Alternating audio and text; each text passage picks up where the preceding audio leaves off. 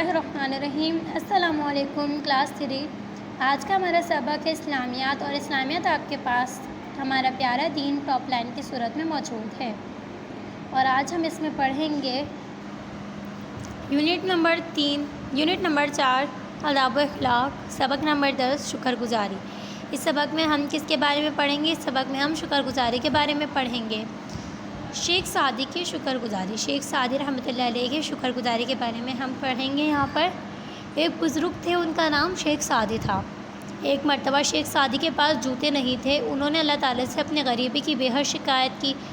جب وہ نماز کے لیے باہر نکلے تو دیکھا ایک شخص زمین پر گھسیٹتا ہوا چلا آ رہا ہے، کیونکہ اس کی دونوں ٹانگیں ہی نہیں تھیں۔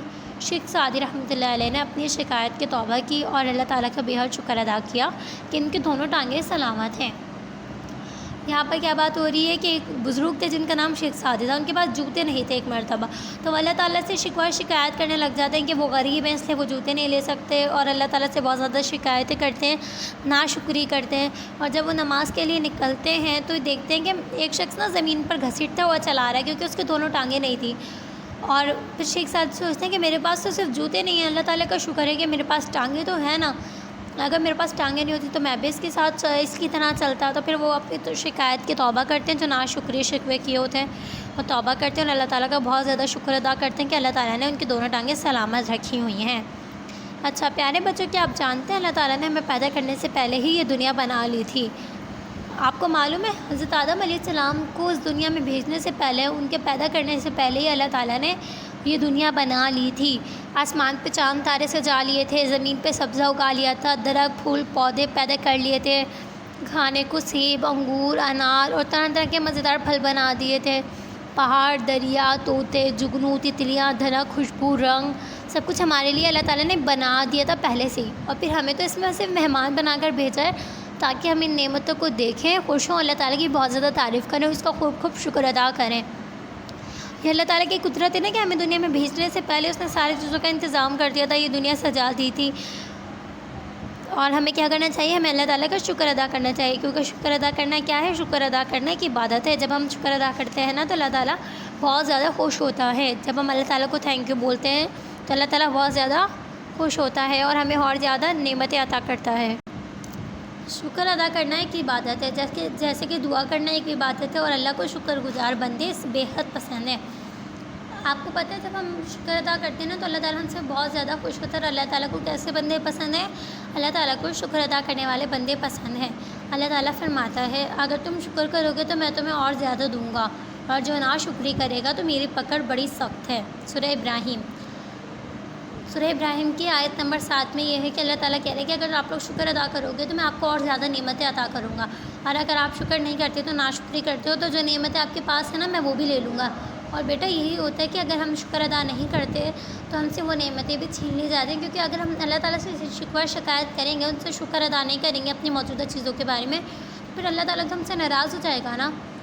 آپ کو جو کچھ بھی چاہیے آپ شکر ادا کر کے حاصل کر سکتے ہیں۔ مثال کے طور پہ اگر آپ کو نیا کھلونا یا سائیکل چاہیے تو اگر آپ کے پاس پہلے سے کوئی ٹوائے وغیرہ موجود ہے، کوئی کھلونا ہے، تو اس کا اللہ تعالیٰ کا شکر ادا کریں، خوب اچھے سے سوچ کر شکر ادا کریں۔ آپ لوگ یہ دیکھیں کہ آپ کے گھر کے اندر کیا کیا ہے، آپ کے پیرنٹس نے آپ کو آج تک کیا کیا لے کے دیا ہے، یا آپ کو کسی نے کوئی گفٹ دیا ہے، تو آپ لوگ یہ دیکھ کر شکر ادا کریں کہ اللہ کا شکر ہے میرے پاس یہ چیز ہے، اللہ کا شکر ہے میرے پاس کھانے کے لیے اچھا کھانا ہے، پہننے کے لیے اچھے کپڑے ہیں، رہنے کے لیے اچھا گھر ہے۔ ان سب چیزوں کا اللہ تعالیٰ کا شکر ادا کرنا چاہیے۔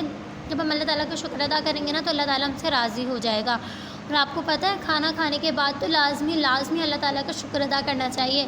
جب ہم کھانا کھانے کے بعد کی دعا پڑھتے ہیں نا ہاتھ اٹھا کر، تو اللہ تعالیٰ ہمیں روزے داروں جیسا ثواب دیتا ہے۔ جب ہم کھانا کھانے کے بعد کی دعا پڑھتے ہیں تو اللہ تعالیٰ ہمیں کتنا ثواب دیتا ہے؟ روزے دار کے برابر ثواب دیتا ہے۔ اور آپ کو تو پتہ ہے نا روزے دار کا ثواب کتنا زیادہ ہوتا ہے۔